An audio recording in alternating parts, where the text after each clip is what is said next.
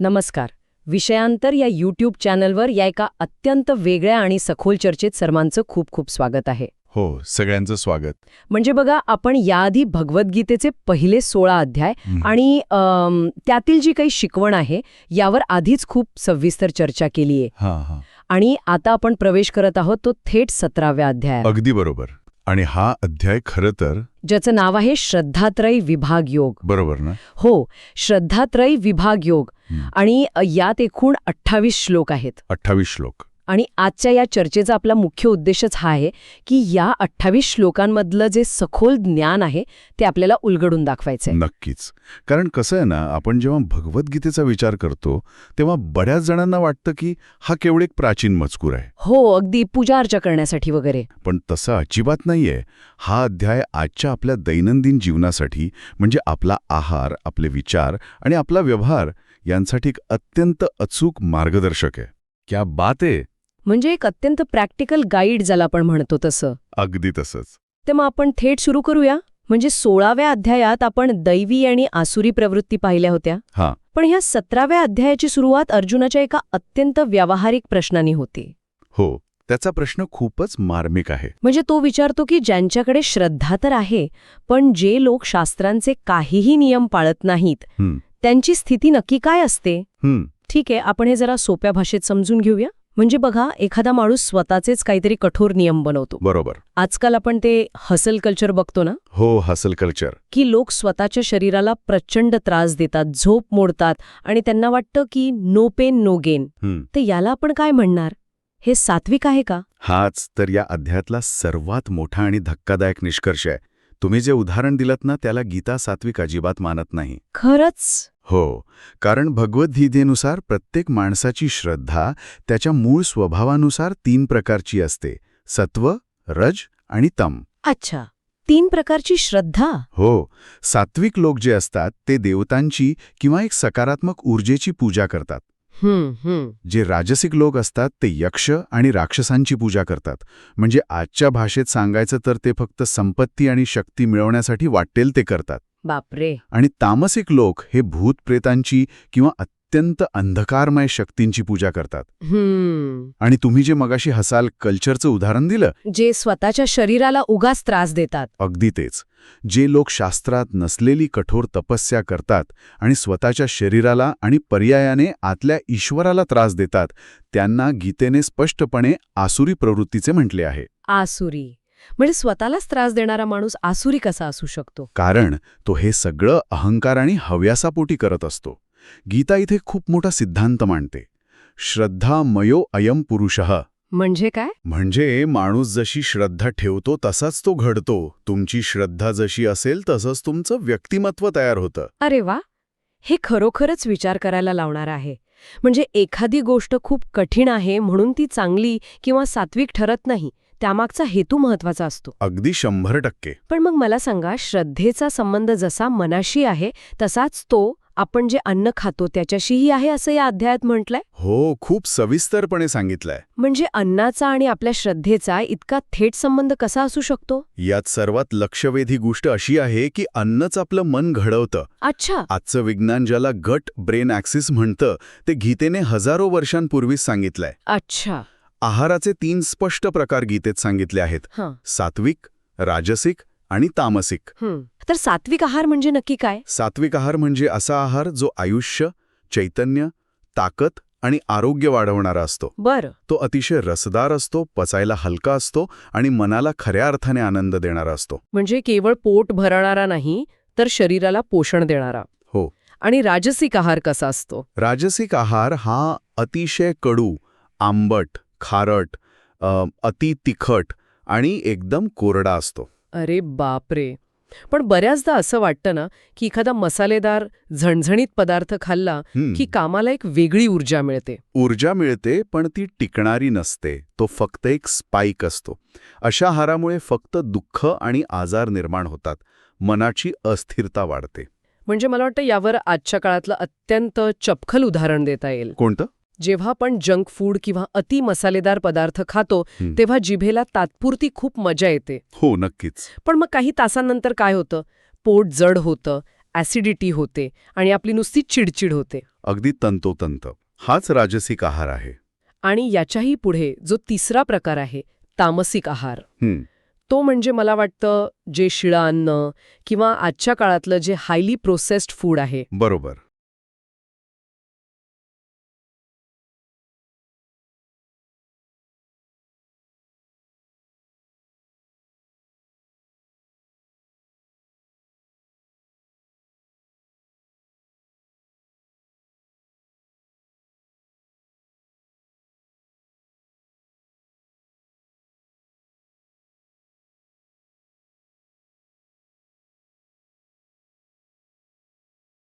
ज्यातून सर्व सत्व निघून गेलंय आणि जे फक्त प्रिझर्वेटिव्हजवर टिकवलंय ते सगळं तामसिक आहार आहे ना? हो, तामसिक आहार म्हणजे शिळे, उष्टे, बेचव आणि अपवित्र अन्न.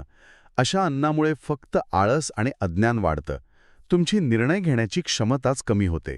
बापरे, अन्नाचा थेट संबंध आपल्या मानसिक आरोग्याशी कसा आहे हे यातून खूपच स्पष्ट होतंय. हो, तुम्ही जसं इंधन टाकाल तशीच गाडी धावेल. साधं गणित आहे. अगदी बरोबर. आता आपण एक पाऊल पुढे जाऊया. आपण जे खातो त्यातून ऊर्जा मिळते हे तर मान्य. पण ती ऊर्जा आपण कशी वापरतो यातून यज्ञ आणि तपस्येचे प्रकार स्पष्ट होतात, असं गीता सांगते. हो, इथून चर्चेचा मोर्चा तिकडे वळतो.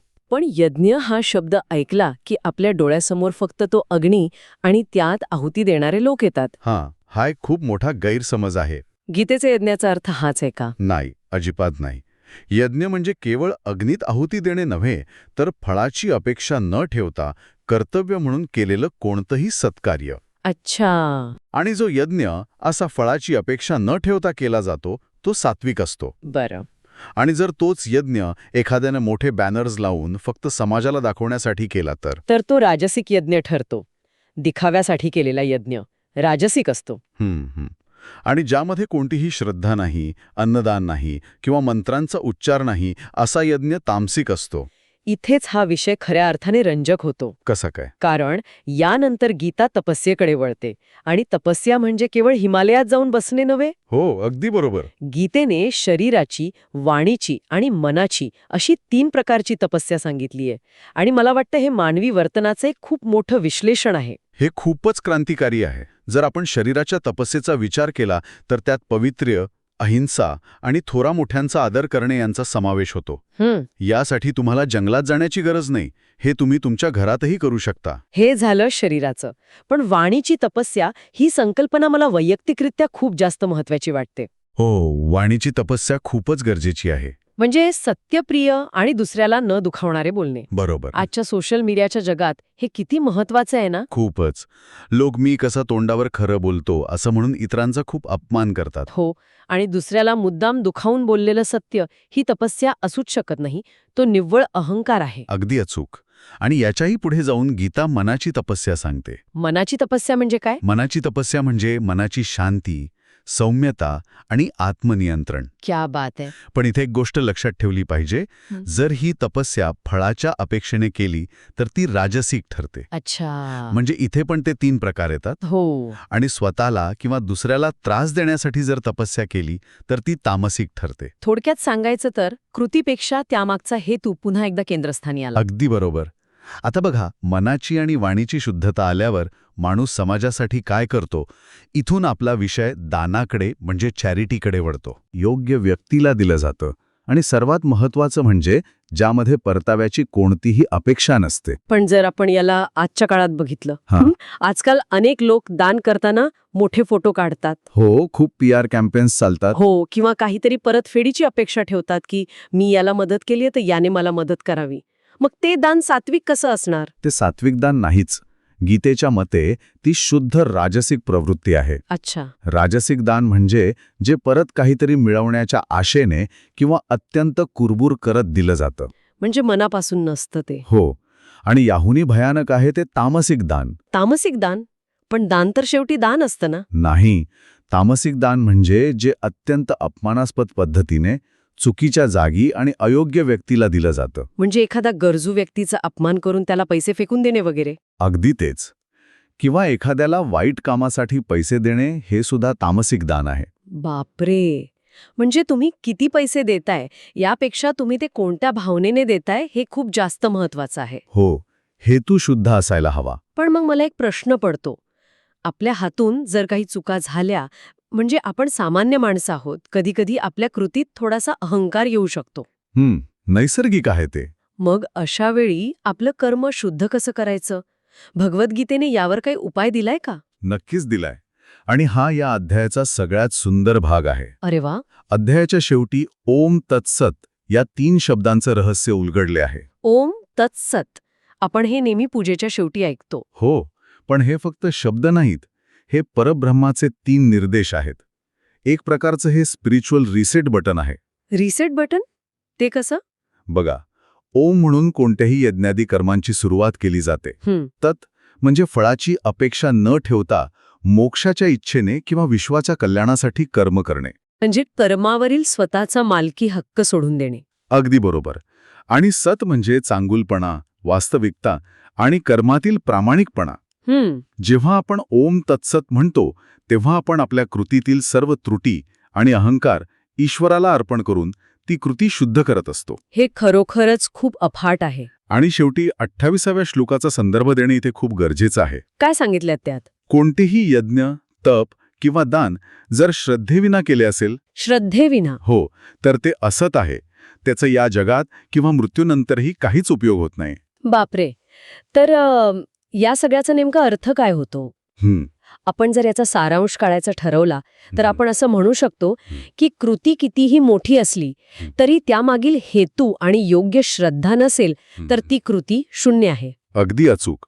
श्रद्धाच सर्वात महत्वाची आहे. खरंच हा अध्याय आपल्याला स्वतःच्या सवयींचा एक आरसा दाखवतो.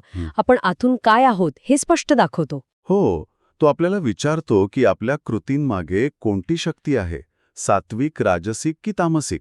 आणि म्हणूनच या चर्चेचा शेवट करताना आपण सर्वांनी एक विचार करायला हवा. कोणता विचार? की आजच्या दिवसात आपण जे अन्न खाल्ले, जे शब्द उच्चारले किंवा जे काम केले ते सात्विक स्पष्टतेतून आले होते, राजसिक स्वार्थातून आले होते की तामसिक अज्ञानातून आले होते? अगदी बरोबर. हा प्रश्न आपल्याला रोज रात्री झोपण्यापूर्वी स्वतःला विचारायला हवा. नक्कीच.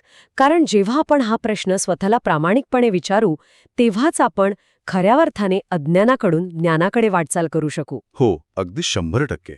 तर मंडळी, आज आपण या 17व्या अध्यायातील हे अमूल्य ज्ञान समजून घेतले. आहारापासून ते विचारांपर्यंत गीतेने दिलेले हे धडे आपल्या सर्वांसाठी खूप महत्वाचे आहेत. हो, आणि याचं नक्की आचरण करा. आपण सर्वांनी या सखोल चर्चेत सहभाग घेतलात त्याबद्दल खूप खूप आभार. धन्यवाद. स्टे ट्यून फॉर नेक्स्ट अध्याय अँड लर्निंग अँड लेसन्स. पुढच्या चर्चेत नक्की भेटूया.